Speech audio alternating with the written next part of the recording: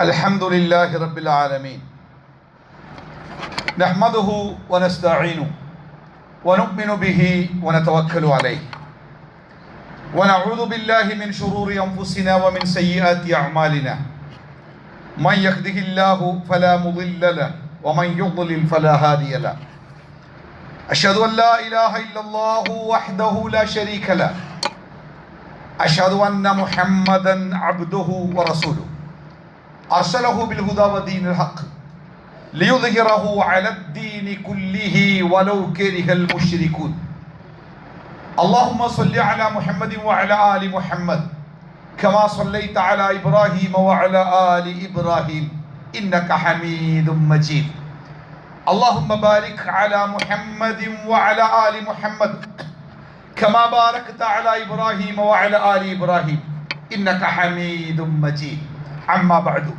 فإن خير الحديث كتاب الله وخير الهدي هدي محمد صلى الله عليه وسلم وشر الأمور محدثاتها وكل بدعة ضلالة وكل ضلالة في النار يا أيها الذين آمنوا اتقوا الله حق تقاته ولا تموتن إلا وأنتم مسلمون أعوذ بالله من الشيطان الرجيم بسم الله الرحمن الرحيم يا أيها الناس اتقوا ربكم الذي خلقكم يا أيها الناس اتقوا ربكم الذي خلقكم من نفس واحدة وخلق منها زوجها وبث منهما رجالا كثيرا ونساء واتقوا الله الذي تساءلون به والأرحام إن الله كان عليكم رقيبا സത്യവിശ്വാസികളെ, വിശ്വാസിനികളെ, സർവശക്തനായ അള്ളാഹുവിൻ്റെ നിയമങ്ങളും നിർദ്ദേശങ്ങളും ജീവിതത്തിലുടനീളം കൃത്യമായി കാത്തു സൂക്ഷിക്കണം എന്ന് ഓർമ്മപ്പെടുത്തുകയാണ്. അള്ളാഹുവിൻ്റെ സ്വർഗം ആഗ്രഹിച്ചും അവൻ്റെ നരകത്തെ അതികഠിനമായി ഭയപ്പെട്ടും യഥാർത്ഥ മുത്തക്കികളായി ജീവിക്കുവാൻ ശ്രമിക്കണമെന്നും ഓർമ്മപ്പെടുത്തുകയാണ്. അല്ലാഹു സുബ്ഹാനഹു തആല മനുഷ്യനെ ഭൂമിയിൽ സൃഷ്ടിച്ചപ്പോൾ ആണും പെണ്ണുമായിട്ടാണ് സൃഷ്ടിച്ചത്. അതിൽ ഏതാണ് ശ്രേഷ്ഠമായത് എന്ന ചോദ്യത്തിന് പ്രസക്തിയില്ലാത്ത വിധം ആണിനും പെണ്ണിനും തുല്യ ശ്രേഷ്ഠതയോടുകൂടിയാണ് പടച്ച റബ്ബ് സൃഷ്ടിച്ചത്. യാ അയ്യുഹന്നാസു തഖൂ റബ്ബക്കുമുല്ലദീ ഖലഖക്കും اتقوا ربكم الذي خلقكم من نفس واحدة وخلق منها زوجها. ഒരു ആത്മാവിൽ നിന്ന് നിങ്ങളെ അവൻ സൃഷ്ടിച്ചു, അതിൽ നിന്നു തന്നെ നിങ്ങളുടെ ഇണയെയും അള്ളാഹു സൃഷ്ടിച്ചു. ഇണ ആണിന് പെണ്ണും പെണ്ണിന് ആണുമാണ്. അവ ഒരേ ആത്മാവിൽ നിന്ന് ആണിനെയും പെണ്ണിനെയും സൃഷ്ടിക്കുകയും ആ ആണിൽ നിന്നും പെണ്ണിൽ നിന്നും മക്കളും പേരമക്കളുമായി ആണും പെണ്ണുമായി മനുഷ്യരുടെ ഒരു വലിയ ലോകത്തെ തന്നെ അള്ളാഹു സൃഷ്ടിക്കുകയും ചെയ്തു എന്നാണ് അള്ളാഹു നമ്മളെ ബോധ്യപ്പെടുത്തിയത്. ആ ആണും പെണ്ണും നാളെ പടച്ച റബ്ബിന്റെ മുമ്പിലും അവൻ സമന്മാർ തന്നെയാണ്. അള്ളാഹു തആല വിശുദ്ധ ഖുർആനിൽ പറഞ്ഞത് ആണാവട്ടെ പെണ്ണാവട്ടെ ആരാണോ സൽക്കർമ്മങ്ങൾ ചെയ്തു ജീവിക്കുന്നത്, സത്യവിശ്വാസികളായി സൽക്കർമ്മം ചെയ്ത്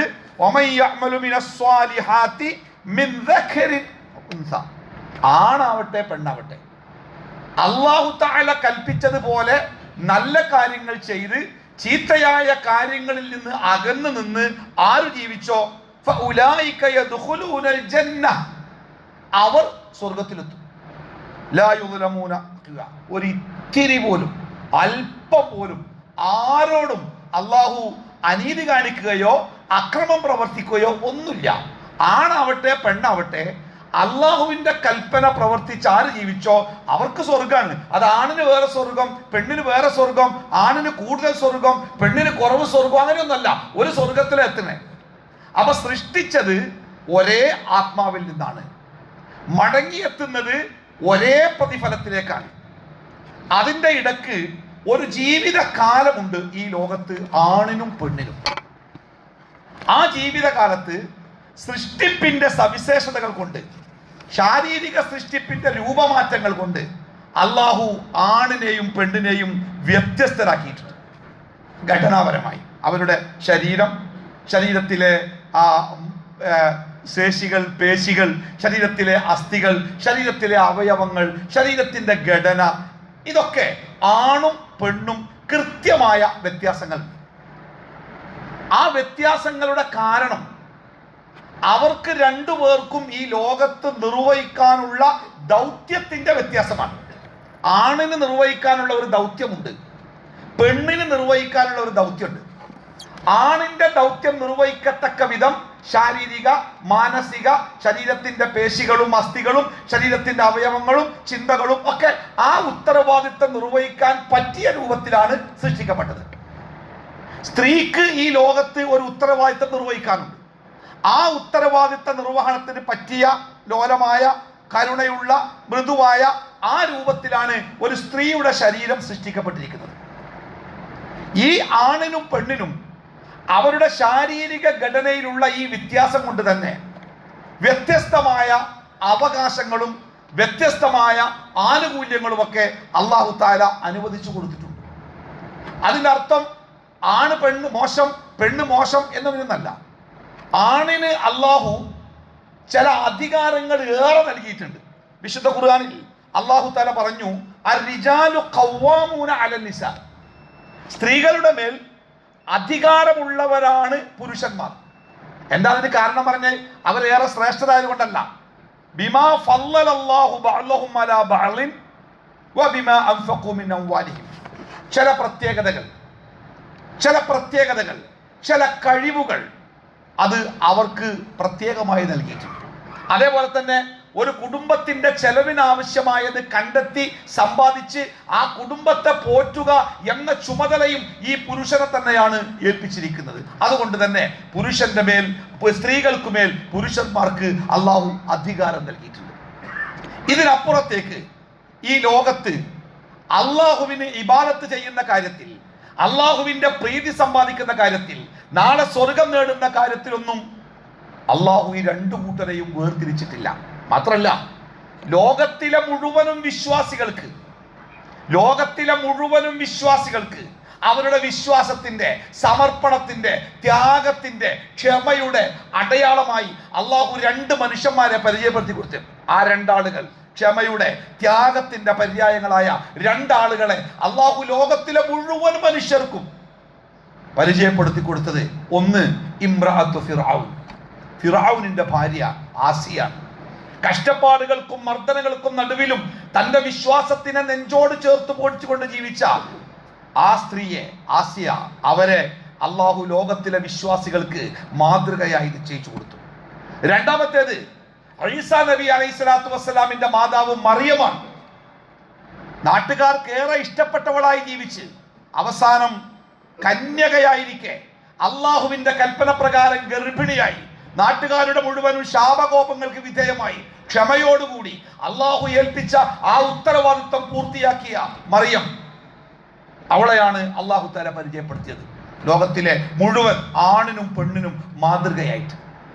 ഞാൻ സൂചിപ്പിച്ചത് അല്ലാഹു സുബ്ഹാനഹു തആല എന്തുകൊണ്ട് മനുഷ്യരെ ആണും പെണ്ണുമാക്കി സൃഷ്ടിച്ചു എന്ന് മനസ്സിലാക്കാൻ വേണ്ടിയാണ്. വർത്തമാനകാലത്ത് നമ്മൾ ഇടക്കിടക്ക് കേട്ടുകൊണ്ടിരിക്കുന്ന ഒരു ശബ്ദമാണ് സ്ത്രീ പീഡനം. സ്ത്രീ ക്രൂരമായി പീഡിപ്പിക്കപ്പെടുന്നു, അല്ലെങ്കിൽ സ്ത്രീയോട് ക്രൂരമായി പെരുമാറുന്നു. തൊഴിലിടങ്ങളിൽ, പഠിക്കുന്നിടത്ത്, യാത്രകളിൽ, വീടുകളിൽ, അങ്ങനെ പലയിടങ്ങളിലും സ്ത്രീ വളരെ ക്രൂരമായി പീഡിപ്പിക്കപ്പെടുന്നുണ്ട് എന്ന വർത്തമാനം നാട്ടിൽ ഇങ്ങനെ ഇടക്കിടക്ക് കേൾക്കാറുണ്ട്. എന്തെങ്കിലുമൊക്കെ സംഭവം ഉണ്ടാവും, ആ സംഭവവുമായി ബന്ധപ്പെട്ട് ചില അന്വേഷണങ്ങൾ നടക്കും. ആ അന്വേഷണം നടക്കുമ്പോൾ അതിന്റെ റിസൾട്ട് പുറത്തു വരുമ്പോൾ അത് നെട്ടിപ്പിക്കുന്ന ചില വാർത്തകളായിട്ട് സമൂഹത്തിൽ അങ്ങനെ തീ പിടിച്ച് നടക്കും. എന്നിട്ടോ അതുകൊണ്ട് വല്ല കുറവുണ്ടാവോ? 1, 2, 3 ദിവസത്തെ ചർച്ചകളും മാധ്യമങ്ങളുടെ ചർച്ചകൾക്കു ശേഷം അത് അവസാനിക്കും. പിന്നെ കുറച്ചു കാലം കഴിയുമ്പോൾ പുതിയൊരു വാർത്തയുടെ കൂടെ ഇതേ വർത്തമാനങ്ങൾ പിന്നെയും പൊത്തി വരും. സത്യത്തിൽ സ്ത്രീകൾ ലോകത്ത് പീഡിപ്പിക്കപ്പെടുന്നുണ്ട്, പണ്ട് മുതലുണ്ട്, ഇപ്പൊ കുറച്ച് കൂടുതലുണ്ട്. അതിങ്ങനെ കാലം കൂടുന്തോറും അത് കൂടുതലല്ലാതെ അത് കുറയുന്നില്ല. നമ്മളെയൊക്കെ ഭരിക്കുവാൻ വേണ്ടി നമ്മൾ തെരഞ്ഞെടുത്ത് പാർലമെന്റിലേക്കും നിയമസഭയിലേക്കും ഒക്കെ അയച്ച ആ ജനപ്രതിനിധികളിലുള്ള ഈ പീഡനം നിർവഹിച്ച ആളുകളുടെ എണ്ണം പുറത്തു പറയുമ്പോൾ നമ്മളൊക്കെ പലപ്പോഴും അത്ഭുതപ്പെടാറുണ്ട്. ഇങ്ങനെ കണ്ടോ? അവിടെ മാത്രമല്ല, ഒരു കമ്മീഷനെ വെച്ചപ്പോഴാണ് ഇപ്പൊ അവിടുത്തെ ഇങ്ങോട്ട് പുറത്തു വന്നത്. അങ്ങനെ ഓരോ ഇടത്തും ഒരു അന്വേഷണത്തിന് ആരെങ്കിലും ഇറങ്ങിത്തിരിച്ചാൽ ഇതിലേറെ നെട്ടിപ്പിക്കുന്ന വർത്തമാനങ്ങൾ നമ്മുടെ മുമ്പിലേക്ക് വരും തീർച്ചയായിട്ടും. അതുകൊണ്ട് തന്നെ നമ്മൾ മനസ്സിലാക്കിയിരിക്കേണ്ട പ്രധാനപ്പെട്ട സംഗതിയുണ്ട്. എന്തുകൊണ്ടാണ് ലോകത്ത് സ്ത്രീകൾ പീഡിപ്പിക്കപ്പെടുന്നത്? അതിന്റെ പരിഹാരം എന്താണ്? ലോകത്തെ മുഴുവനും നന്നാക്കാനും നമ്മളെ കൊണ്ട് കഴിയില്ല. ലോകത്ത് മുഴുവനും മാറ്റമുണ്ടാക്കാനും നമ്മളെ കൊണ്ട് പറ്റിക്കൊള്ളുന്നില്ല. പക്ഷെ നമ്മുടെ വീട്ടിലെ, എൻ്റെ വീടിന്റെ അകത്തളത്തിലുള്ള ഒരു സ്ത്രീ, എൻ്റെ ഉമ്മ, എൻ്റെ ഭാര്യ, എൻ്റെ സഹോദരി, എൻ്റെ മകൾ, എൻ്റെ വീടിന്റെ അകത്തളത്തുള്ള ഒരു സ്ത്രീ, അവൾ ഇങ്ങനെ ഒരു പീഡനത്തിന് വിധേയയാവാതിരിക്കാൻ ഞാൻ എന്ത് മുൻകരുതലുകളാണ് സ്വീകരിക്കേണ്ടത്? ഇത് ആണും ചിന്തിക്കണം. ഞാൻ പീഡിപ്പിക്കപ്പെടാതിരിക്കാൻ ഞാൻ എന്ത് മുൻകരുതൽ സ്വീകരിക്കണമെന്ന് പെണ്ണും ആലോചിക്കണം. രണ്ടു കൂട്ടരും ആലോചിക്കണം. അല്ലെങ്കിൽ അതിൻ്റെ പ്രത്യാഘാതങ്ങൾ ഗുരുതരേക്കാരം. കാരണം ലോകത്ത് എക്കാലത്തും ലോകത്തിലെ അടക്കി ഭരിക്കുന്ന ഒരു വിഭാഗമുണ്ട്. ഈ ലോകം തന്നെയാണ് സുഖത്തിൻ്റെയും ആസ്വാദനത്തിൻ്റെയും ലോകമെന്ന് വിശ്വസിക്കുന്ന ഒരു സാമ്രാജ്യത്വ സംവിധാനം. ആ സാമ്രാജ്യത്വ സംവിധാനം പൂർണ്ണമായും പുരുഷ മേധാവിത്വത്തിൻ്റെതാണ്. ആ പുരുഷ മേധാവിത്വം ആഗ്രഹിക്കുന്നത് പെണ്ണ് എന്ന് പറയുന്നത് ഒരു മനുഷ്യനെ അല്ല. പെണ്ണ് എന്നത് ഒരു ഭോഗ വസ്തുവാണ്. ആണിന് ആനന്ദിക്കാനും ആസ്വദിക്കാനും സുഖിക്കാനും അവന്റെ കണ്ണിന് ആനന്ദം നൽകാനുമുള്ള ഒരു ഭോഗ വസ്തുവാണ് ആണ്. പെണ്ണുടൽ എന്നാ പറയാ. പെണ്ണുടൽ, ഒരു പെണ്ണിന്റെ ശരീരം, പെണ്ണിന്റെ ബുദ്ധി, അറിവ്, കഴിവ്, അതൊന്നും ഒരു പ്രശ്നമല്ല. അവളുടെ സൗന്ദര്യമാണ് പ്രശ്നം. നമ്മുടെ നാട്ടിലൊക്കെ സകല സ്ഥലങ്ങളിലും പെണ്ണിന്റെ സൗന്ദര്യത്തിന്റെ പ്രാധാന്യം പറഞ്ഞ് ഇപ്പൊ നമ്മുടെ വീട്ടിൽ പഠിക്കുന്ന കൊച്ചുകുട്ടിക്ക് പോലും പഠനത്തെക്കാളേറെ താല്പര്യം സുന്ദരികളായിട്ട് കാണാനാണ്. മുഖത്തൊക്കെ നല്ല 2 ഇഞ്ച് കട്ടിയിൽ പുട്ടിയൊക്കെ ഇട്ട് അതിന്റെ മേലെ പെയിന്റ് അടിച്ച് ചുണ്ടൊക്കെ ചോപ്പിച്ച് ഇങ്ങനെ തത്തമ്മ കുട്ടികളെ മാറ്റി നടക്കാൻ നമ്മുടെ നാട്ടിലെ കുട്ടികൾ, പ്രത്യേകിച്ച് ഈ കൊറിയൻ ഡ്രാമകളും സീരിയലുകളും ഒക്കെ അങ്ങനെ തന്നെ പകർത്തിയെടുത്ത് അവരുടെ സൗന്ദര്യം അത് പകർത്തി കിട്ടുവാൻ വേണ്ടി എമ്പാടും കഷ്ടപ്പെടുന്ന ഒരു സ്ത്രീ സമൂഹം കുട്ടികളുടെ കാലം മുതൽ, കുട്ടിത്തം മുതൽ നമ്മുടെ നാട്ടിൽ നമ്മൾ കണ്ടുവരാം. ഒരുപക്ഷെ നമ്മുടെ പെൺകുട്ടികളൊക്കെ ഏറ്റവും കൂടുതൽ പണം മുടക്കുന്നത് തന്നെ ഈ സൗന്ദര്യത്തിന്റെ ഒരു വല്ലാത്ത വർധനവിന് വേണ്ടിയാ, അത് വർദ്ധിപ്പിക്കാൻ വേണ്ടിയാ. അത് വസ്ത്രത്തിലൂടെ ആവാം, അല്ലെങ്കിൽ സൗന്ദര്യ സംവർദ്ധക വസ്തുക്കളിൽ കൂടിയാവാം, ഏത് രൂപത്തിലും. കാരണം ഇതൊന്ന് മനസ്സിലാക്കേണ്ട കാര്യമായിട്ട് പലപ്പോഴും ഇസ്ലാമിനെ ക്രൂരമായി വിമർശിച്ച് കാടനാണ് എന്ന് വിശേഷിപ്പിക്കുന്ന ഒരു രംഗമായതുകൊണ്ട് തന്നെ നമ്മളെങ്കിലും ഈ കാര്യം ഒന്ന് മനസ്സിലാക്കണം. എന്താണ് സത്യത്തിൽ സംഭവിക്കുന്നത്? പെണ്ണിന്റെ ശരീരം, ആ ശരീരം ആണിന് ആസ്വദിക്കാനും അവന് ആനന്ദിക്കാനും അവന് ഭോഗിക്കാനുമുള്ളതാണ്. എവിടെയാണെങ്കിലും എന്താണെങ്കിലും. നിങ്ങളൊക്കെ വിമാനത്തിൽ യാത്ര ചെയ്ത ആളുകളല്ലേ ആയിരിക്കാം. വിമാനത്തിൽ യാത്ര ചെയ്യുന്ന ആളുകൾക്ക് വിമാനത്തിന്റെ ഉള്ളിൽ നമുക്ക് ആവശ്യമായ സേവനങ്ങൾ ചെയ്തു തരാൻ എയർ ഹോസ്റ്റസ് എന്ന പേരിൽ അവിടെ ചില ജീവനക്കാരുണ്ട്. ആണുണ്ട്, പെണ്ണുണ്ട്. ഈ എയർ ഹോസ്റ്റസുമാരുടെ വസ്ത്രധാരണം നിങ്ങളൊന്ന് ശ്രദ്ധിക്കണം. ആണാവട്ടെ പെണ്ണാവട്ടെ, വിമാനത്തിന്റെ ഉള്ളിൽ അവർക്ക് ചെയ്യാനുള്ള ജോലി ഒരേ ജോലിയാണ്. നമ്മൾ വെള്ളം ചോദിച്ചാൽ വെള്ളം കൊണ്ടുതരണം, നമുക്ക് ഭക്ഷണം തരണം, നമ്മുടെ ബാത്റൂമുകളൊക്കെ മോശമാണെങ്കിൽ വൃത്തിയാക്കണം. അങ്ങനെ അതിന്റെ ഉള്ളിൽ ആണാവട്ടെ പെണ്ണാവട്ടെ നമുക്ക് ആവശ്യമായ നിർദ്ദേശം തരണം. എന്താണ് ആണിനും പെണ്ണിനും ചെയ്യാനുള്ള പണി? ഒരേ പണിയാണല്ലോ. ആ പണി ചെയ്യുന്ന ഒരു പുരുഷ എയർ ഹോസ്റ്റസിന്റെ വസ്ത്രധാരണം എന്താണ്? തലയിൽ തൊപ്പിണ്ടാവും, കഴുത്തിൽ അവസാനത്തെ ബട്ടൺസും ഇട്ട് അവര് ടൈ കെട്ടിയിട്ടുണ്ടാവും. അവരുടെ ഷർട്ടിന്റെ കൈകൾ ഈ കൈപ്പത്തിയുടെ പകുതി വരെ ഉണ്ടാവും. താഴെ പാൻറ് ഉണ്ടാകും, പാൻറിന്റെ താഴെ സോക്സ് ഉണ്ടാവും, ഷൂ ഉണ്ടാകും.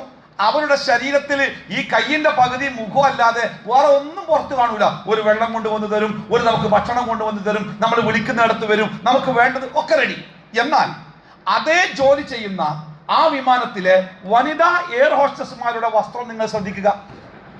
മുട്ടുകാലിന്റെ മേലെ ഒരു ചാൺ മേലെ അവസാനിക്കുന്ന, അതിൽ തന്നെ ആഭാസകരമായി നിർമ്മിക്കപ്പെട്ട, ശരീരത്തിന്റെ ഭാഗങ്ങളെ പകുതിയിലേറെയും പുറത്തു കാണിക്കാൻ പറ്റി പുരുഷന്റെ കണ്ണുകൾക്ക് വിരുന്നൊരുക്കുന്ന രൂപത്തിലുള്ള വസ്ത്രങ്ങളാണ് അവർ ധരിക്കേണ്ടത്. രണ്ടു കൂട്ടർക്കും പണിയൊന്നാ. പക്ഷെ ഈ സ്ത്രീകളായ ഈ ഹെയർ ഹോസ്റ്റസുമാർക്ക് ഒരു ജോലി കൂടി ചെയ്യാണ്ട്. എന്താണ്? വിമാനത്തിൽ യാത്ര ചെയ്യുന്ന പുരുഷന്മാരുടെ കണ്ണുകൾക്ക് വിരുന്നാവണം. അതിനാവശ്യമായ വസ്ത്രധാരണം, അതിനാവശ്യമായ അംഗ ലാവണ്യം, ഇതൊക്കെ അവർക്കുണ്ടാവണം. ഒരു സാധനത്തിന്റെ വെറുതെ നമ്മുടെ കൊതുക് തിരിയുടെ പരസ്യത്തിന്റെ മേലെ വരെ ഒരു പെണ്ണിന്റെ നഗ്നമായ ശരീരം ഉണ്ടാവുക. അങ്ങനെ പെണ്ണിന്റെ ശരീരത്തെ പൊലിപ്പിച്ച് കാണിച്ച് ആ പെണ്ണിന്റെ ശരീരത്തിന്റെ സൗന്ദര്യമാണ് ഒരു പെണ്ണിന്റെ മഹത്വമെന്ന് ആ പെണ്ണിനെ കൊണ്ട് അങ്ങോട്ട് വിശ്വസിപ്പിക്കുക. എന്റെ മഹത്വം എന്ന് പറയുന്നത് എന്റെ സൗന്ദര്യമാണ്, അതാണ് എന്റെ മഹത്വം. പെണ്ണിന്റെ ബുദ്ധിയല്ല, പെണ്ണിന്റെ അറിവല്ല, പെണ്ണിന്റെ കഴിവല്ല, പെണ്ണിന്റെ സൗന്ദര്യമാണ് പെണ്ണിന്റെ മഹത്വമെന്ന് ആ പെണ്ണിനെ തെറ്റിദ്ധരിപ്പിച്ച് മറ്റെന്തിനേക്കാളേറെ സൗന്ദര്യത്തിനും സൗന്ദര്യവർദ്ധനവിനും സൗന്ദര്യ പ്രകടനത്തിനും സ്ത്രീകളെ ഒരുക്കി എടുക്കുക. ഇത് മുതലാളിത്ത സാമ്രാജ്യത്വ സംവിധാനത്തിന്റെ ഒരു വലിയ ശ്രമമാണ്. ആ ശ്രമത്തിനെതിരാണ് ഇസ്ലാം എന്നതുകൊണ്ടാണ് ആ മുതലാളിത്ത സംവിധാനം ഇസ്ലാമിനെ എതിർക്കുന്നത്. ഈ രൂപത്തിൽ ഇറങ്ങിത്തിരിക്കുന്ന സഹോദരിമാർക്കും ഇസ്ലാം ഒരു അറപ്പുളവാക്കുന്ന മതമായി തീരുന്നത് ഈ ഒരു സന്ദേശം കൊണ്ടാണ്.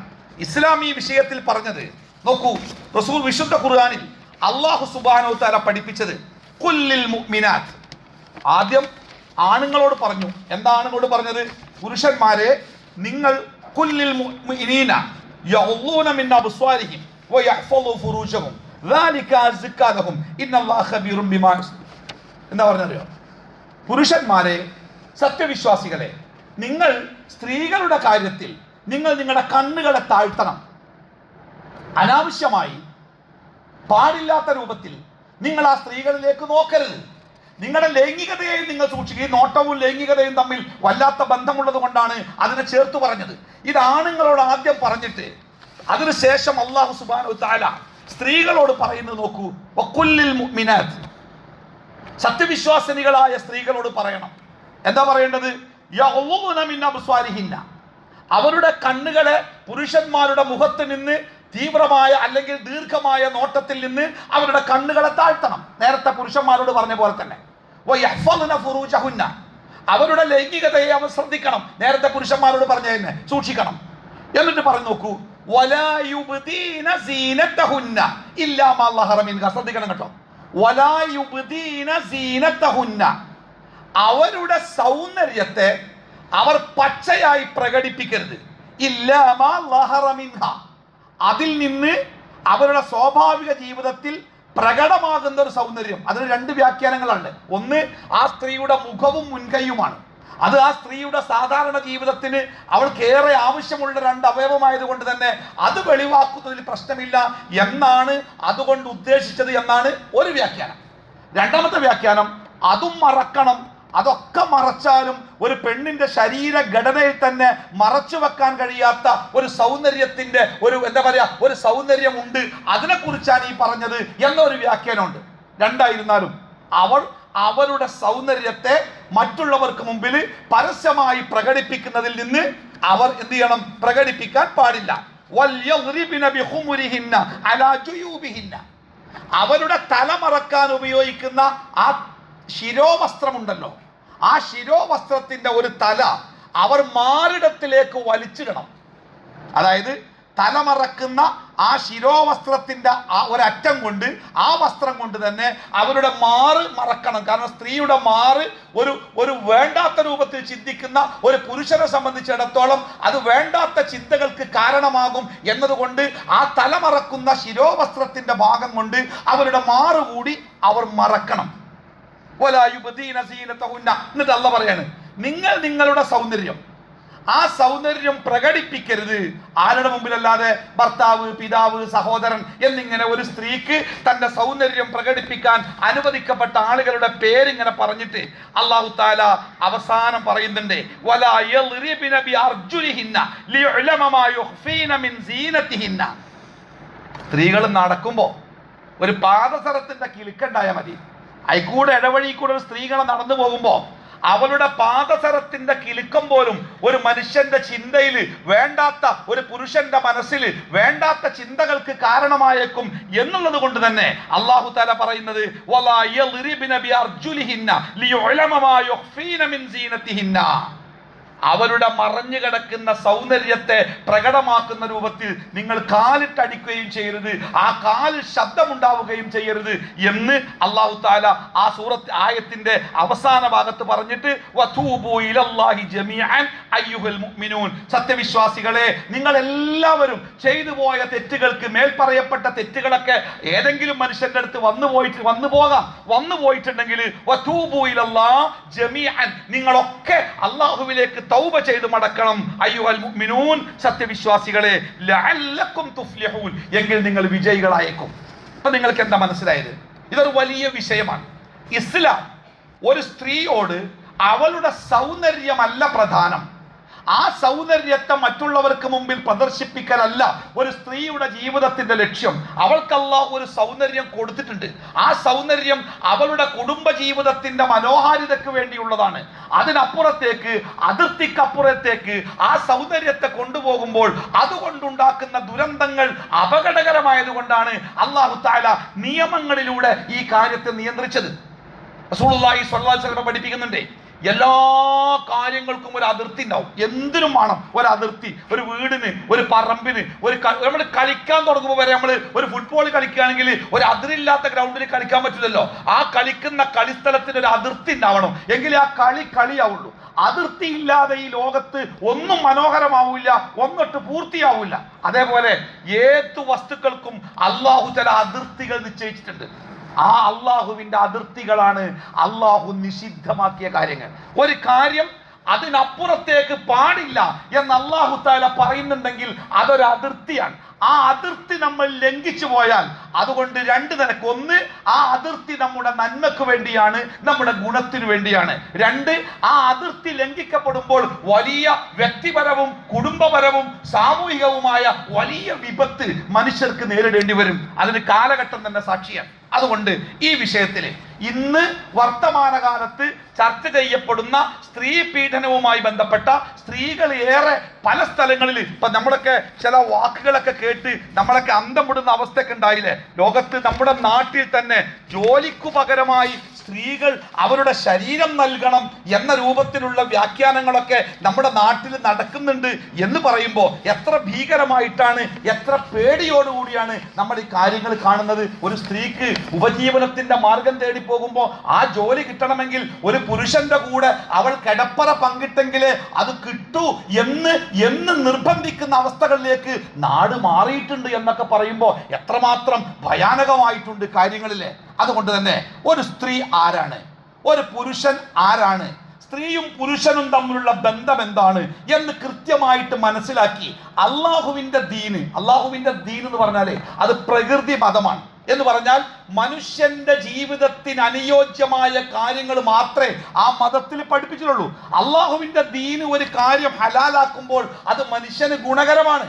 അള്ളാഹുവിന്റെ ദീന് ഒരു കാര്യം നിഷിദ്ധമാക്കുമ്പോൾ അത് മനുഷ്യന് ദോഷകരമാണ്. നിങ്ങൾ പഠിച്ചോളൂ, ഈ മതം വിരോധിച്ച കാര്യങ്ങൾ ഏതൊക്കെയുണ്ടോ അത് നമുക്ക് ഇഷ്ടമുണ്ടോ ഇല്ലെന്നല്ല, നമ്മുടെ ഇഷ്ടം നോക്കണ്ട, അതുകൊണ്ടുണ്ടാക്കുന്ന ആഭ്യന്തര ഫലങ്ങൾ എന്താന്ന് പരിശോധിച്ച് നോക്കി. പലിശയാവട്ടെ, ചൂതാട്ടമാവട്ടെ, ലോട്ടറി ആവട്ടെ, സ്ത്രീ വിഷയത്തിലാവട്ടെ, അല്ലെങ്കിൽ മദ്യവുമായി ലഹരിയുമായി ബന്ധപ്പെട്ട വിഷയത്തിലാവട്ടെ, ഏത് വിഷയത്തിലാവട്ടെ, അള്ളാഹു ഒരു കാര്യം ഹറാം എന്ന് പറഞ്ഞാൽ ആ ഹറാമായ കാര്യത്തെ നമ്മൾ നമ്മുടെ കൂർമ്മ ബുദ്ധി ഉപയോഗിച്ച് എങ്ങനെ വ്യാഖ്യാനിച്ച് നമ്മുടെ ജീവിതത്തിലേക്ക് കൊണ്ടുവരാൻ ശ്രമിച്ചാലും നമുക്കും അത് നഷ്ടീകാരം, ലോകത്തിനും അത് നഷ്ടീകാരം, നാളെ പരലോകത്ത് തീർച്ചയായിട്ടും നഷ്ടീകാരം. ഇവിടെ സ്ത്രീയെ ഒരാസ്വാദനത്തിന്റെ മാത്രം ഉപകരണമാക്കി കാണുന്ന ആ പുരുഷ മേധാവിത്വത്തിന്റെ മേൽക്കോയ്മ, ആ സ്ത്രീയെ ചില വേണ്ടാത്ത അബദ്ധങ്ങൾ പറഞ്ഞ് മഹത്വവൽക്കരിച്ച്, പണ്ട് കാലത്തണ്ടേ ദേവദാസികൾ എന്നൊക്കെ പറഞ്ഞിട്ട് സ്ത്രീകൾ അവർ ദൈവത്തിന്റെ സ്വന്തം ആൾക്കാരെന്ന് പറഞ്ഞ് അവരെ ദേവാലയങ്ങളിൽ കുടിയിരുത്തി പുരോഹിതന്മാർ അത്തരം സ്ത്രീകളെ ചൂഷണം ചെയ്യുന്ന വലിയ പഴയ കഥകളെ പറ്റിയൊക്കെ നമ്മൾ വായിച്ചില്ല. ഇപ്പോഴത്തെ കാലത്തില്ലേ ആ രൂപത്തിൽ പൗരോഹിത്യം, പുരോഹിതന്മാർ സ്ത്രീകളെ പല രൂപത്തിൽ വശീകരിച്ച് പല കോലത്തിൽ ചൂഷണം ചെയ്യുന്ന കഥകളും വർത്തമാനങ്ങളൊക്കെ നമ്മൾ ഇപ്പോഴും കേട്ടുകൊണ്ടിരിക്കുന്നില്ലേ? അതിന് ജാതി മതത്തിന്റെ വ്യത്യാസമൊന്നുമില്ല. മനുഷ്യന്മാരെവിടെ ഉണ്ടോ അവിടെയൊക്കെ ഇത്തരം തിന്മകൾ നടക്കുക. അത് നടക്കാതിരിക്കാൻ വേണ്ടിയാണ് അല്ലാഹു സുബ്ഹാനഹു വ തആല ചില നിയമങ്ങൾ ആവിഷ്കരിച്ചത്. ഇവിടെ നമ്മൾ മനസ്സിലാക്കണം, എൻ്റെ സഹോദരിമാർ പ്രത്യേകിച്ച്, നമ്മുടെ വീട്ടിൽ പെൺകുട്ടികളുണ്ടെങ്കിൽ നമ്മുടെ പെൺകുട്ടികളെ പ്രത്യേകിച്ച് നമ്മൾ മനസ്സിലാക്കി കൊടുക്കേണ്ട പ്രധാനപ്പെട്ട ചില കാര്യങ്ങളുണ്ട്. അതായത് സ്ത്രീകൾ ആ സ്ത്രീകളെ ഈ പുരുഷ മേധാവിത്വത്തിന് തടസ്സമില്ലാതെ കിട്ടാൻ വേണ്ടി അവർ ചില പുതിയ ആശയങ്ങൾ ഈ ലോകത്ത് പ്രചരിപ്പിക്കുന്നു. അതൊരു ചൂണ്ടയാണ്. സത്യത്തിൽ നമ്മുടെ സഹോദരിമാർ അവരറിയാതെ ആ ചൂണ്ടയിൽ പോയി കൊത്തുന്നുണ്ട്. ഒന്നാമത്തേത്, സ്ത്രീ അവൾ സ്വതന്ത്രയാണ്. അവൾ ആണിനെ പോലെയാണ്. ഒരാണിന്റെ കീഴിലോ ആണിന്റെ സംരക്ഷണയിലോ ആണിന്റെ ഉത്തരവാദിത്വത്തിലോ ജീവിക്കേണ്ടവളല്ല. അവൾ സ്വതന്ത്രയാണ്. ഒരു സ്ത്രീ ഒറ്റക്ക്, ഒരു പെണ്ണ് ഒറ്റക്ക് ഒരു കൂട്ടത്തിലേക്ക് വന്നാൽ, നിന്റെ ബാപ്പയുടെ ബാപ്പല്ല, നിന്റെ കൂടെ ആരാ? ബ്രദർ ഉണ്ടോ? ആങ്ങളുണ്ടോ? ഇല്ല. ഭർത്താവുണ്ടോ? ഇല്ല. നിന്റെ കൂടെ ആരാള്? നിന്റെ കൂടെ ആരുമില്ല. എൻ്റെ കൂടെ ആരുമില്ല എന്ന് ആ സ്ത്രീ പറയുന്നത് മുതൽ ആ സ്ത്രീയോടുള്ള സമൂഹത്തിലെ ചില ആളുകളുടെ കാഴ്ചപ്പാട്, നമ്മൾ സമൂഹത്തിൽ ജീവിക്കുന്ന ആൾക്കാരായതുകൊണ്ട് നമുക്കറിയാലോ. ഒരു സ്ത്രീയുടെ ഭർത്താവ് സ്ഥലത്തില്ല, വിദേശത്ത് ജോലിയിലാണ് എന്ന് പറയുമ്പോൾ തന്നെ സമൂഹത്തിലെ ചില ആളുകൾ ആ സ്ത്രീയെ നോക്കിക്കാണുന്ന കാഴ്ചപ്പാട് എങ്ങനെ? അതുകൊണ്ട് തന്നെയാണ് ഇസ്ലാം വളരെ കൃത്യമായിട്ട് 3 തരം നിയമങ്ങളിലൂടെയാണ് സ്ത്രീകളെ സംരക്ഷിക്കാൻ കൽപ്പിച്ചത്. ഒന്നാമത്തെ നിയമം, പുരുഷൻ സ്ത്രീയുമായി ബന്ധപ്പെട്ട കാര്യങ്ങളിൽ ആ പുരുഷൻ ശ്രദ്ധിക്കേണ്ട ചില കാര്യങ്ങളുണ്ട്. സ്ത്രീയെ അനാവശ്യമായി നോക്കിക്കൂടാ. ആ സ്ത്രീയുടെ ശരീരത്തിൽ, അവന് അനുവാദമില്ലാത്ത സ്ത്രീയുടെ ശരീരത്തിൽ അവൻ തൊട്ടുകൂടാ. ആ സ്ത്രീകളുമായുള്ള ബന്ധങ്ങളിൽ കൃത്യമായ കാഴ്ചപ്പാടുണ്ടാവണം. ആ സ്ത്രീയും അയാളും ഒരുമിച്ച് ഒരു സ്ഥലത്ത് ഒരിക്കലും ഒറ്റയായി കൂടാ. ആ സ്ത്രീയുമായി ഒരിക്കലും അയാൾ ദീർഘമായി സംസാരിച്ചുകൂടാ. അങ്ങനെ ഒരു പുരുഷൻ അവൻ പാലിക്കേണ്ട നിയമങ്ങൾ അള്ളാഹു തആല പഠിപ്പിച്ചു. 2, ഒരു പുരുഷൻ ഒരു സ്ത്രീയെ സംരക്ഷിക്കേണ്ട രൂപം പഠിപ്പിച്ചു. എൻ്റെ ജീവിതത്തിൽ ഞാൻ ഏറ്റവും കടപ്പെട്ടത് എൻ്റെ ഉമ്മയോടാണ്. ഒരു സ്ത്രീയാണത്. എൻ്റെ സ്വഭാവത്തിൻ്റെ സൗന്ദര്യം ഏറ്റവുമേറെ കിട്ടേണ്ടത് എൻ്റെ ഭാര്യക്കാണ്. അതൊരു സ്ത്രീയാണ്. എൻ്റെ മക്കളിൽ ഏറ്റവും സ്നേഹത്തോടു കൂടി ഞാൻ വളർത്തേണ്ടത് എൻ്റെ പെൺമക്കളെയാണ്. അതൊരു സ്ത്രീയാണ്. എൻ്റെ സഹോദരിയോടുള്ള എൻ്റെ പെരുമാറ്റത്തിൻ്റെ വ്യാപ്തിയെക്കുറിച്ച് മനോഹരമായിട്ട് ഇസ്ലാം പറയുന്നുണ്ട്. അത് സ്ത്രീയാണ്. അങ്ങനെ എൻ്റേതായ സ്ത്രീകളോട് ഞാൻ അനുവർത്തിക്കേണ്ട നയങ്ങൾ എങ്ങനെയെന്ന് ഇസ്ലാം കൃത്യമായി പഠിപ്പിച്ചു. എൻ്റെ വീട്ടിലുള്ള ഒരു സ്ത്രീ അവൾ പീഡിപ്പിക്കപ്പെടാതിരിക്കാൻ. മൂന്നാമത്തേത് സ്ത്രീകളോട് പറഞ്ഞേ. പൊതുവെ സ്ത്രീകൾക്ക് അവരുടെ മനസ്സിൽ ആരോ കുത്തിവെച്ച തെറ്റായൊരു ധാരണ ഉണ്ട്. സ്ത്രീകളാ സൂക്ഷിക്കേണ്ടത്, സ്ത്രീകൾ വസ്ത്രം ധരിക്കണം, സ്ത്രീകൾ മാറി മറക്കണം, സ്ത്രീകൾ അങ്ങനെ ആക്കണം. അങ്ങനെ സ്ത്രീകളെ ഒരു അടിമത്തത്തിലേക്ക് ഇട്ട് പുരുഷന്മാർക്കെല്ലാ സ്വാതന്ത്ര്യവുമുണ്ട്. അങ്ങനെയല്ല. ഏതൊരു സാധനം, ഇപ്പം നമ്മുടെ വീടിൻ്റെ പറമ്പ് നിറയെ നമ്മൾ പൂളകുത്തിയിട്ടുണ്ട്, നിറയെ പൂളകുത്തിയിട്ടുണ്ട്. ആ പറമ്പിൽ ഒരിടത്ത് നമ്മൾ വളരെ വില കൂടിയ ഒരു ചെടി നട്ടിട്ടുണ്ടെങ്കിൽ ആ ചെടി വെയിൽ കൊള്ളാതിരിക്കാനും മറ്റു ജീവികൾ വന്ന് കടിക്കാതിരിക്കാനും ആ ജീവിക്ക് നമ്മളൊരു, ആ സസ്യത്തിന്, ആ ചെടിക്ക് നമ്മളൊരു സംരക്ഷണം ഏർപ്പെടുത്തും. ഒരു വല കൊണ്ടോ അല്ലെങ്കിൽ വടി കൊണ്ടോ അല്ലെങ്കിൽ മറച്ചിട്ടോ നമ്മൾ അതിനെ. അപ്പൊ ഈ കുത്തിയതൊക്കെ പൂളല്ലേ? ഇതിപ്പോ എന്താ? അതെ, അത് വില കൂടിയതാണ്. ഒരു സ്ത്രീയെ സംബന്ധിച്ചിടത്തോളം അവൾക്ക് സമൂഹത്തിൽ നിർവഹിക്കാനുള്ള ഉത്തരവാദിത്വം ഈ ലോകത്ത് ഒരു പുരുഷനും നിർവഹിക്കാൻ കഴിയാത്ത ഉത്തരവാദിത്തമാണ്. ഗർഭിണിയാവണം, ഒരു കുട്ടിയെ പോറ്റണം, പ്രസവിക്കണം, മുല കൊടുത്ത് വളർത്തണം. ഈ ഉത്തരവാദിത്തം ഈ ലോകത്ത് എത്ര ഔദിത്യമുള്ള, എത്ര വിദ്യാഭ്യാസമുള്ള മനുഷ്യനായി ലോകത്ത് നടത്താൻ പറ്റുക? ഈ ഭൂമിയിലെ ഏറ്റവും മഹത്തായ ദൗത്യമാണത്. ആ മഹത്തായ ദൗത്യത്തിന്റെ നിർവഹണത്തിനാണ് ഒരു സ്ത്രീയെ അള്ളാഹു ചുമതലപ്പെടുത്തിയിരിക്കുന്നത്. അതിലൂടെ ആ സ്ത്രീയെ ആദരിക്കുകയാണ് പടച്ചറബ് ചെയ്തത്. ആ ആദരവ് മനസ്സിലാക്കി ആ സ്ത്രീ ചില കാര്യങ്ങൾ സംരക്ഷിക്കേണ്ടതുണ്ട്. തനിക്കാണ് എപ്പോഴും നഷ്ടമുണ്ടാവുക. മറ്റുള്ളവർക്ക് മുമ്പിലേക്ക് താൻ ഇറങ്ങിച്ചെല്ലുമ്പോൾ തനിക്കാണ് നഷ്ടമുണ്ടാവുക. സാധാരണ മലയാളത്തിൽ പറയാറില്ലേ, ഇല മുള്ളിലേക്ക് വീണാലും മുള്ള ഇലയിലേക്ക് വീണാലും നഷ്ടം ഇലക്കാണെന്ന് പറയുന്ന പോലെ ഒരു പെണ്ണാണ് ഏറ്റവും കൂടുതൽ ആരോപണങ്ങൾക്കും ഏറ്റവുമേറെ പീഡനങ്ങൾക്കും അവളാണ് വിധേയമാവുക. അതുകൊണ്ട് സ്ത്രീ സ്വയം സൂക്ഷിക്കേണ്ടതുണ്ട്. തൻ്റെ ശരീരം, തൻ്റെ നടപടിക്രമങ്ങൾ, തൻ്റെ ജീവിതക്രമങ്ങൾ അത് മറ്റൊരുത്തൻ തന്നോട് അതിക്രമം ചെയ്യാൻ കാരണമാവരുത് എന്ന വിഷയത്തിൽ ഒരു സ്ത്രീക്ക് കൃത്യമായ നിർബന്ധം ഉണ്ടാവണം. നബി സല്ലല്ലാഹു അലൈഹി വസല്ലമ പറഞ്ഞത്, ഒരു അന്യ പുരുഷന്റെ കണ്ണുകൾക്ക് വിരുന്നാകുന്ന രൂപത്തിൽ, അവന്റെ മനസ്സിൽ വേണ്ടാത്ത ചിന്തകൾ ഉണ്ടാക്കുന്ന രൂപത്തിൽ ഒരു സ്ത്രീ വസ്ത്രം ധരിച്ച് സുഗന്ധം പൂശി അവൾ ജനങ്ങൾക്കിടയിലേക്ക് ഇറങ്ങിയാൽ അവൾ വ്യഭിചാരിണിയെ പോലെയാണെന്നാ പറഞ്ഞത്. കാരണം ആ പുരുഷന് തെറ്റു ചെയ്യാനുള്ള ഒന്നാമത്തെ പ്രചോദനം ആ സ്ത്രീ സ്വയം സ്വീകരിച്ച ജീവിതക്രമങ്ങളാണ്. നമ്മുടെ നാട്ടിൽ ഏറെ വിവരമുള്ള ഞാൻ വായിച്ചത് നമ്മുടെ കോടതികളിൽ മജിസ്ട്രേറ്റുമായിട്ടായിരുന്ന ഉയർന്ന തലത്തിലുള്ള സ്ത്രീകൾ പോലും പറഞ്ഞത് വർത്തമാനകാലത്ത് സ്ത്രീകൾക്കു നേരെയുള്ള പീഡനങ്ങൾ ഇത്രയേറെ വർദ്ധിക്കാനുള്ള കാരണങ്ങളിൽ ഒന്ന് അവർ സ്വീകരിച്ചിരിക്കുന്ന വഴിവിട്ട വസ്ത്രധാരണ രീതികളാണ് എന്നതാണ്. അപ്പോ ഒന്ന്, സ്ത്രീകളെ അവരെ സ്വതന്ത്രരാക്കി പുരുഷന്മാരുടെ സംരക്ഷണത്തിൽ നിന്ന്, ഒരു കുടുംബത്തിന്റെ സംരക്ഷണത്തിൽ നിന്ന് ഒരു സ്ത്രീയെ ഒറ്റക്കാക്കുക. ഇപ്പൊ നമ്മുടെ അടുത്ത പ്രദേശത്ത് ഒരു പെൺകുട്ടി വീട്ടിൽ നിന്ന് ഇറങ്ങിപ്പോയപ്പോ അവളെ കാണാതെ സ്റ്റേഷനിലൊക്കെ പരാതി കൊടുത്തു. അങ്ങനെ അവസാനം ആ സ്ത്രീ പെൺകുട്ടിയെ ഏതോ ദൂരെ നിന്നൊരു സ്ഥലത്ത് നിന്നാണ് കിട്ടിയത്. അപ്പൊ ആ കുട്ടിയോട് ചോദിച്ചത്, നിനക്കിത് എന്തിനാ വീട്ടിൽ നിന്ന് ഇറങ്ങിപ്പോയത്? സ്നേഹമുള്ള വാപ്പിയമ്മയുണ്ട്, എന്തിനാ ഇറങ്ങിപ്പോയത്? അപ്പോ മൊബൈലുകൾ ഉപയോഗത്തിൽ ഉമ്മ കർശനമായ നിയമം വെച്ചപ്പോ ആ കുട്ടിയുടെ ഏതോ കൂട്ടുകാർ പറഞ്ഞത്രേ, അവിടുന്ന് ഇങ്ങോട്ട് പോര്, ഞാർക്ക് സ്വതന്ത്രമായിട്ട് ഉപയോഗിച്ചൂടെ. ആ സ്വാതന്ത്ര്യത്തിന്റെ വലിപ്പം എത്രയെന്നുള്ളത് ആ ദിവസം വൈകുന്നേരമായപ്പോഴേക്ക് ആ കുട്ടിക്ക് മനസ്സിലായി. അതുകൊണ്ട് ആ കുട്ടി തിരിച്ചെത്തിയത്. അപ്പോ ഒന്നാമത്തേത്, ഈ ലിബറലിസത്തിന്റെ പേര് പറഞ്ഞ് എൻ്റെ ബോഡി, അതെന്റെ സ്വാതന്ത്ര്യം, എൻ്റെ ആസ്വാദനം, അതിന് ബാപ്പിയും വേണ്ട, അമ്മയും വേണ്ട, കുടുംബവും വേണ്ട, നാടും വേണ്ട, മഹലും വേണ്ട, ഒന്നും വേണ്ട, ഞാൻ ഒറ്റക്ക് ഇഷ്ടം പോലെ ചെയ്യും എന്ന രൂപത്തിൽ ഒരു സ്ത്രീ ഇറങ്ങി ആ ഒരു കുടുംബത്തിന്റെ ഭദ്രതയിൽ നിന്ന് ആ സ്ത്രീയെ ഇങ്ങോട്ട് വലിച്ച് പുറത്തേക്ക് ഇടുക എന്നുള്ളത് ഈ മുതലാളിത്ത സാമ്രാജ്യത്തിന്റെ ഒരു അജണ്ടയാണ്. എന്തിനറിയോ? ആ സ്ത്രീയെ അവർക്ക് നിരുപാധികം ഉപയോഗിക്കാൻ വേണ്ടി, കിട്ടാൻ വേണ്ടി. ആരടാന്ന് ചോദിക്കാൻ, എന്താണെന്ന് ചോദിക്കാൻ, ആരാണ് എൻ്റെ സ്ത്രീയെ തൊടുന്നതെന്ന് ചോദിക്കാൻ. ഒരു കൊച്ചു കുട്ടി പോലും അവളുടെ കൂടെ ഇല്ലാത്ത വിധം അവളെ സ്വതന്ത്രയാക്കി ഇങ്ങോട്ട് പറിച്ചെടുക്കുക. പൊതുവെ നമ്മുടെ പെൺകുട്ടികൾക്ക് തോന്നുകയാണ് അത് ശരിയല്ലേ, എന്തിനാ നമ്മളിങ്ങനെ വീട്ടിൽ ഉമ്മാന്റെ അടിമയായിട്ട്, ബാപ്പാന്റെ അടിമയായിട്ട്, ഭർത്താവിന്റെ എന്തിനാ ജീവിക്കണേ? നമുക്ക് സ്വതന്ത്രമായി ജീവിച്ചൂടെ? ആ സ്വതന്ത്ര ജീവിതത്തിന്റെ കയ്പും കണ്ണീരും അത് അനുഭവിക്കുമ്പോൾ ഒരുപക്ഷെ തിരിച്ചു പോരാൻ കഴിയാത്ത വിധം അടിമകളാക്കിപ്പെട്ടിട്ടുണ്ടാവും. രണ്ടാമത്തേത്, സ്ത്രീ ശരീരത്തിനെ നഗ്നയാക്കുക. ഒരു പുരുഷൻ വസ്ത്രം ധരിക്കുന്നത്, ഒരു സ്ത്രീ വസ്ത്രം ധരിക്കുന്നത്, അതിന് 2-3 ലക്ഷ്യങ്ങളുണ്ട്. ഒന്ന്, ആ ശരീരത്തെ സംരക്ഷിക്കലാണ്. രണ്ട്, ആ ശരീരത്തിന്റെ ന്യൂനതകളെ, കുറവുകളെ മറച്ചു വെക്കലാണ്. മൂന്നാമത്തേത്, ആ ശരീരത്തിന് ഒരു ഭംഗി കൊടുക്കലാണ്. അതിനപ്പുറത്തേക്ക് വസ്ത്രം ധരിക്കുന്നത് ശരീരത്തിന്റെ നഗ്നതയെ കൂടുതൽ പുറത്തേക്ക് പൊലിപ്പിച്ച് കാണിക്കാനുള്ള ഒരു മാർഗമായി നമ്മുടെ പെൺകുട്ടികളുടെ വസ്ത്രങ്ങൾ മാറിയിരിക്കുന്നു. ഓരോ തുണിക്കടകളുടെ മുമ്പിലും കുത്തിച്ചാരി വെച്ചിരിക്കുന്ന ആ രൂപങ്ങളിലേക്ക് നിങ്ങൾ നോക്കുക. എന്തിനാണ് ആ രൂപങ്ങൾ വെച്ചത്? എന്താണ് ആ രൂപത്തിന്റെ രൂപം? ആ രൂപത്തിൽ നിന്ന് എന്താണ് അത് വാങ്ങാൻ വരുന്ന ഒരു ഉപഭോക്താവ് ആ രൂപത്തിൽ നിന്ന് എന്താണ് മനസ്സിലാക്കേണ്ടത്? പലപ്പോഴും നമ്മുടെ പെൺകുട്ടികൾ അറിയാതെ ഈ കെണിയിൽ പെട്ടുപോകാറുണ്ട്.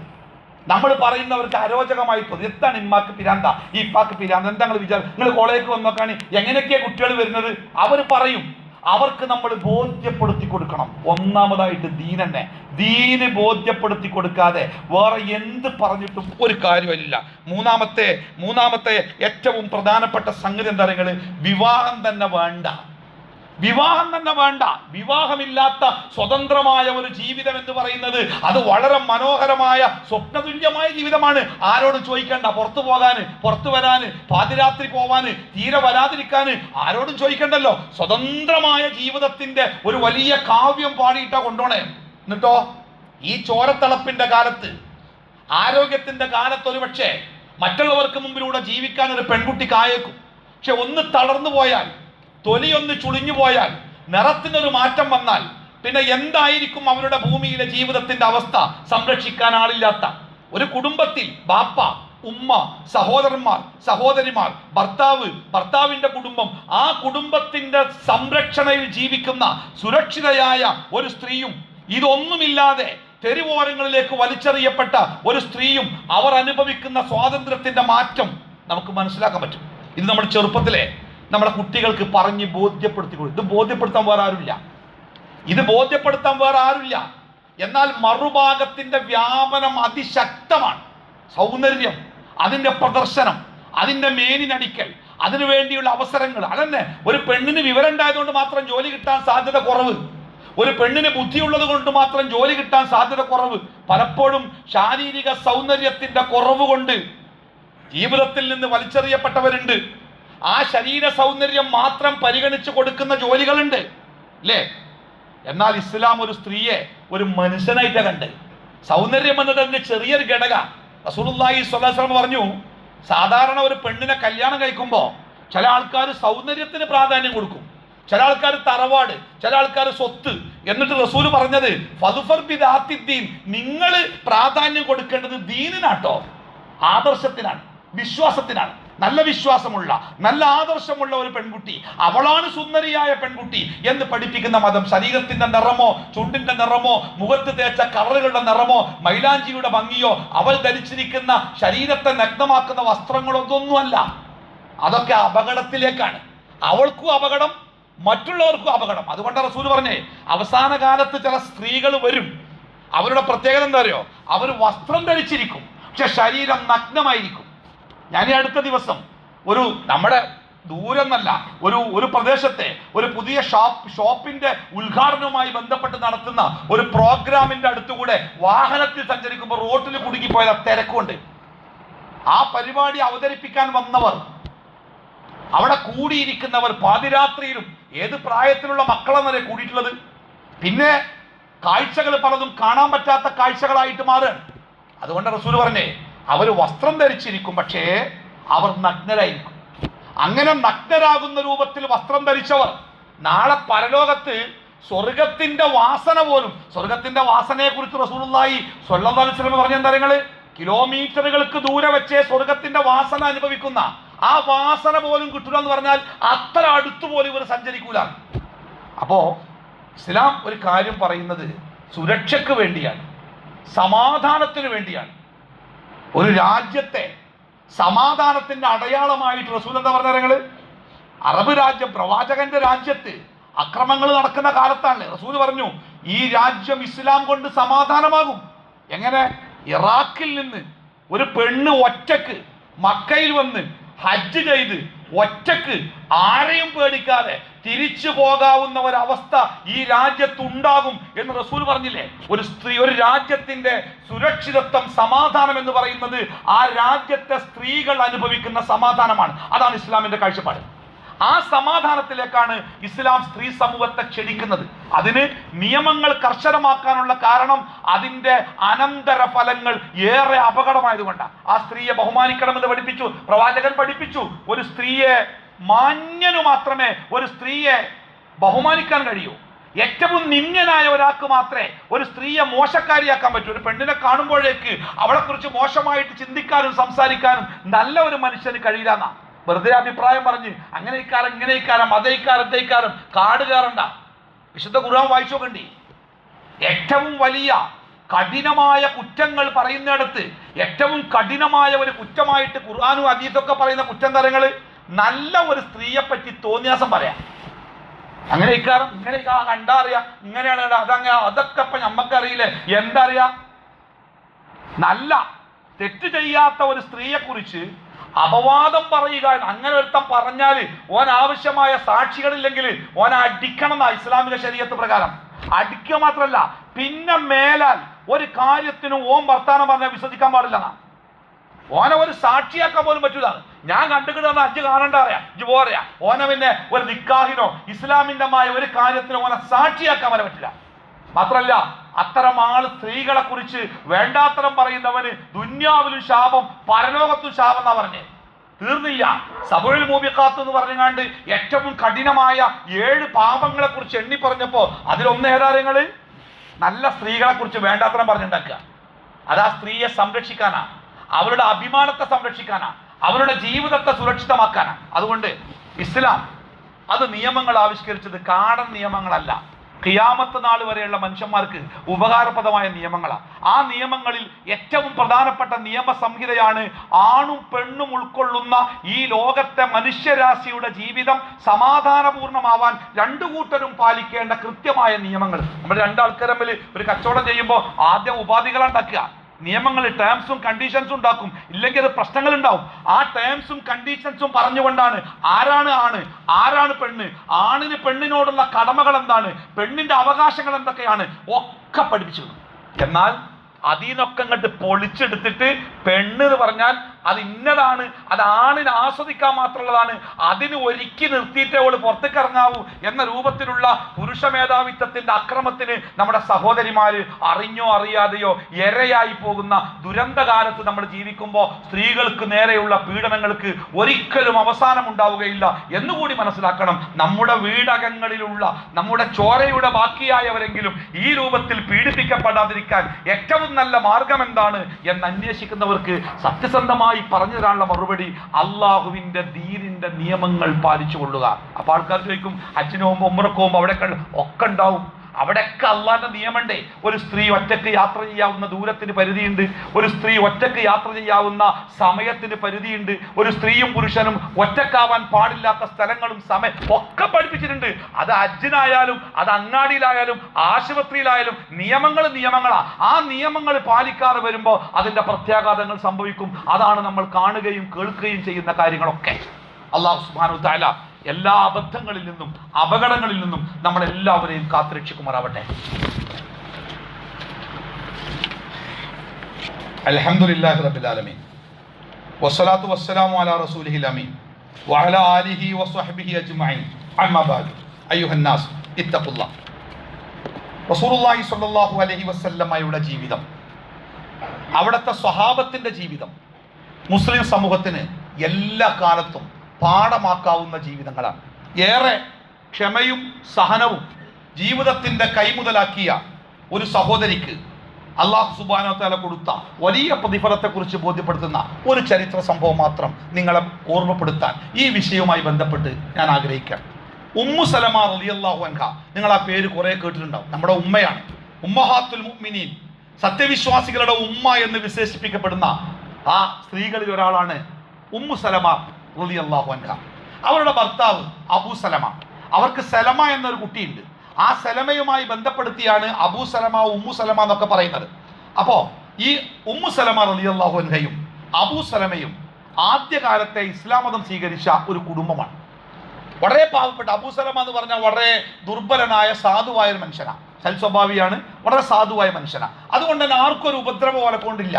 അതുകൊണ്ട് തന്നെ പക്ഷേ അവർ ഇസ്ലാം മതം സ്വീകരിച്ചു എന്നറിഞ്ഞപ്പോൾ സ്വാഭാവികമായി മുസ്ലിങ്ങൾക്ക് നേരെയുള്ള അതിക്രമങ്ങൾക്ക് ഈ കുടുംബവും വിധേയരായി. അവസാനം മദീനയിലേക്ക് എല്ലാവരും പോയതുപോലെ ഹിജ്റ പോകാൻ ഈ കുടുംബം തീരുമാനിച്ചു. കാര്യമായിട്ട് സാമ്പത്തിക ശേഷിയൊന്നും ഇല്ലാത്തതുകൊണ്ട് തന്നെ ഒരു കഴുതപ്പുറത്ത് ഉമ്മു സലമയെ കയറ്റിയിരുത്തി കുട്ടിയെ അവരുടെ മടിയിൽ വെച്ച് കൊടുത്ത് ആ കഴുതയുടെ കയറും പിടിച്ച് അബൂ സലമ മദീനയിലേക്ക് നടക്കാൻ തീരുമാനിച്ചു. രാത്രിയാണ് പുറപ്പെട്ടത്. പക്ഷേ നേരം മുമ്പിൽ പുലരും മുമ്പേ, മക്കയുടെ അതിർത്തി കടക്കും മുമ്പേ ഹിജ്റ പോകുന്ന ആളുകളെ പിടികൂടാൻ വേണ്ടി മരുഭൂമിയിലൂടെ നടക്കുന്ന മക്കയിലെ മുശ്രിക്കുകൾ ഈ പാവം കുടുംബത്തെ പിടിച്ചു. അവർ പറഞ്ഞു പോകാൻ പാടില്ല, ഇവർക്ക് പോയേ പറ്റൂ. അവസാനം ആ ഉമ്മു സലമയുടെ കുടുംബക്കാർ പറഞ്ഞു, ഞങ്ങളുടെ പെൺകുട്ടിയാണ് ഉമ്മു സലമ, ഞങ്ങൾ അവളെ നിങ്ങൾക്ക് വിട്ടുതരൂല. അബൂ സലമ ആണെങ്കിൽ പോയിക്കോറൻ. അബൂ സലമ കരഞ്ഞു പറഞ്ഞു. കാരണം ജീവിതത്തിൽ വിവാഹിതരായ ശേഷം അവർ പിരിഞ്ഞിട്ടില്ല, അങ്ങനെ ജീവിച്ചല്ല. കരഞ്ഞു പറഞ്ഞ് കൊടുത്തില്ല. അവർ അവിടെയും കൊണ്ട് പോയി ആ കുടുംബം. അപ്പോൾ അബൂ സലമ തൻ്റെ കുട്ടിയെ ആവശ്യപ്പെട്ടു. കുട്ടിയെ അബൂ സലമയുടെ കുടുംബക്കാർ പറഞ്ഞ്, ഞങ്ങളുടെ കുടുംബത്തിൽപ്പെട്ട അബൂ സലമയുടെ കുട്ടിയാണല്ലേ, കുട്ടിയെ ഞങ്ങൾ തരൂല പറഞ്ഞു.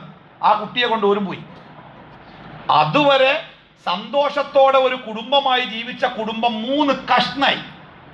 അബൂ സലമ സങ്കടത്തോടെ തിരിഞ്ഞു നോക്കി മദീനത്ത് കടന്ന് ഉമ്മു സലമയെ അവരുടെ കുടുംബക്കാർ പിടിച്ചോണ്ടേ, അവരുടെ കുട്ടിയെ അബൂ സലമയുടെ കുടുംബക്കാരും പിടിച്ചോണ്ടേ. പാവം 3 ആളും.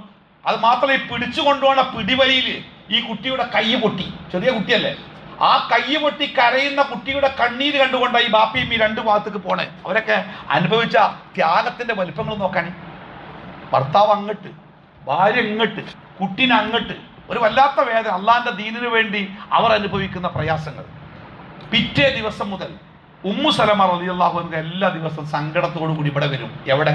ഈ 3 ആളും പിരിച്ചല്ലോ, അവിടെ വരും. ആ സ്ഥലത്ത് അവിടെ കണ്ണീരോടുകൂടി ഇരിക്കും, പ്രാർത്ഥനയോടുകൂടി ഇരിക്കും, കാലങ്ങളോളം, ഒരുപാട് ദിവസങ്ങൾ.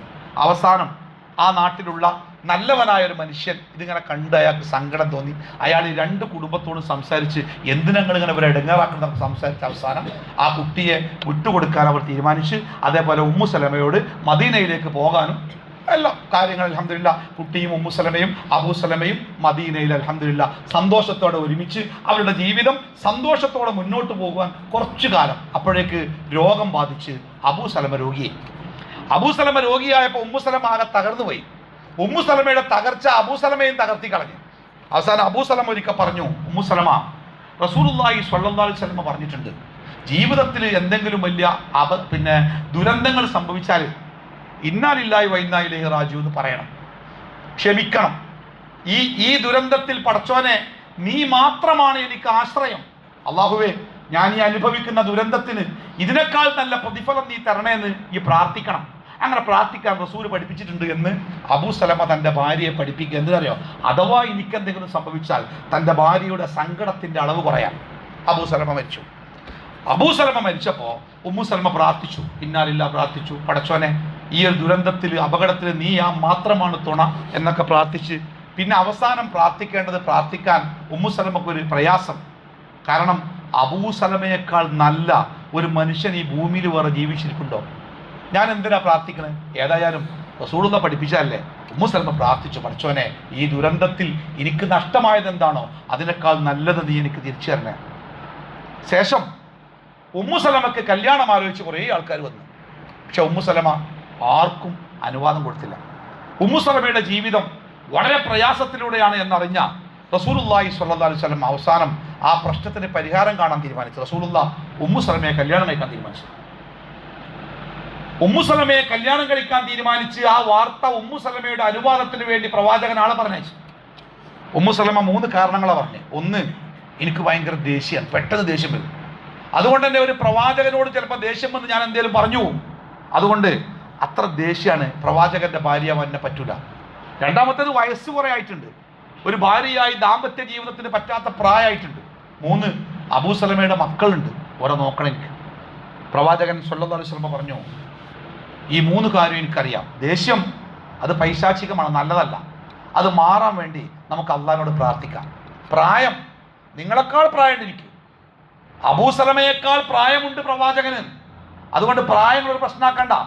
3-മത്തേത് കുട്ടികളാണ്. അത് അബൂസലമയുടെ കുട്ടികൾ എൻ്റെ കൂടി കുട്ടികളാണ്. അതുകൊണ്ട് ആ കുട്ടികളുടെ കാര്യത്തിൽ വിഷമിക്കണ്ട. പ്രവാചകൻ ഉമ്മുസലമയെ കല്യാണം കഴിച്ചു. സലമ എന്ന കുട്ടിയുടെ ഉമ്മയായിട്ട് അറിയപ്പെട്ടിരുന്ന ഉമ്മുസലമ അന്നു മുതൽ ഉമ്മഹാത്തുൽ മുഅ്മിനീൻ അല്ലേ, പ്രവാചകന്റെ ഭാര്യമാരെ അല്ലേ നമ്മൾ ഉമ്മമാർന്ന് വിളിക്കണേ, ഉമ്മഹാത്തുൽ മുഅ്മിനീൻ, ലോകത്തിലെ മുഴുവൻ സത്യവിശ്വാസികളുടെയും ഉമ്മയായിട്ട് മാറി. ആര്? ആ സാധു സഹോദരി ഉമ്മുസലമ റളിയല്ലാഹു അൻഹ. ഞാൻ ഈ കഥ പറഞ്ഞത് നമ്മുടെ സഹോദരിമാർക്കൊക്കെ ഒരു പാഠമാവാൻ വേണ്ടിയാണ്.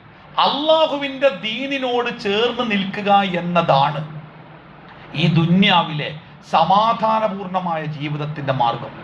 ആ ദീനിനെ വെല്ലുവിളിച്ച് അതിൻ്റെ നിയമങ്ങളെ തകർത്ത് ആ വേലിക്കപ്പുറത്തേക്ക് നിങ്ങളെ പിടിച്ചു കൊണ്ടുപോകാൻ ആരൊക്കെയുണ്ടോ, എന്തൊക്കെ സംവിധാനങ്ങളും തത്വശാസ്ത്രങ്ങളും ഉണ്ടോ, അതൊക്കെ ആട്ടിൻതോലണിഞ്ഞ ചെന്നായ്ക്കളാണെന്നും നിങ്ങളുടെ ചോരയാണ് അവർക്ക് വേണ്ടതെന്നും അവസാനം കരിമ്പിൻ ചണ്ടിയായി മാറുന്നു. നമ്മുടെയൊക്കെ വീട്ടിൽ നാട്ടിലൊക്കെ ഉള്ള ആൺകുട്ടികളും പെൺകുട്ടികളൊക്കെ സ്വപ്നമാണല്ലോ സിനിമാ ലോകം. ആ സിനിമാ ലോകം എന്ന് പറഞ്ഞാൽ ഒരു ഗ്ലോറി, വളരെ മഹത്വവൽക്കരിക്കപ്പെട്ട ഒരു സംഗതിയാണ്. അതിൻ്റെ ഉള്ളിൽ നടക്കുന്ന കഥകളുടെ ഒരു തുമ്പ് പലപ്പോഴും ഇത്തരം കമ്മീഷൻ റിപ്പോർട്ടൊക്കെ പുറത്തു വരുമ്പോൾ ഒരു മഞ്ഞുമല പോലെ എന്നാ പറയാ. മഞ്ഞുമലയിൽ കുറച്ച് മാത്രമേ പുറത്ത് കാണൂ, ബാക്കിയൊക്കെ കടലിൻ്റെ അടിയിലേക്കാരം. ഈ റിപ്പോർട്ടിലൊക്കെ അതിൻ്റെ ഉള്ളിൽ എഴുതാതെ പോയ എത്രയോ കാര്യം ഉണ്ടാവും. അപ്പോൾ മനസ്സിലാക്കുക, അക്കരപ്പച്ചയായിട്ടൊന്നും കാണണ്ട. സ്വസ്ഥം കുടുംബമാണ്, മാതാപിതാക്കളാണ്, ബന്ധങ്ങളാണ്, സദാചാരമാണ്. അതിനപ്പുറത്തുള്ള എന്തും ഭയാനകമാണ്, അപകടമാണ് എന്നുകൂടി ഓർമ്മപ്പെടുത്തുന്നു. അല്ലാഹു തആല നമ്മളെല്ലാവരെയും അനുഗ്രഹിക്കുമാറാവട്ടെ. വഴിവിട്ട ജീവിതങ്ങളിൽ നിന്ന് അല്ലാഹു എല്ലാവരെയും കാത്തുരക്ഷിക്കുമാറാവട്ടെ. അല്ലാഹുവിൻ്റെ ദീനിൻ്റെ നിയമങ്ങളെ ജീവിതത്തോട് ചേർത്ത് പിടിച്ച് ജീവിക്കാൻ അല്ലാഹു തആല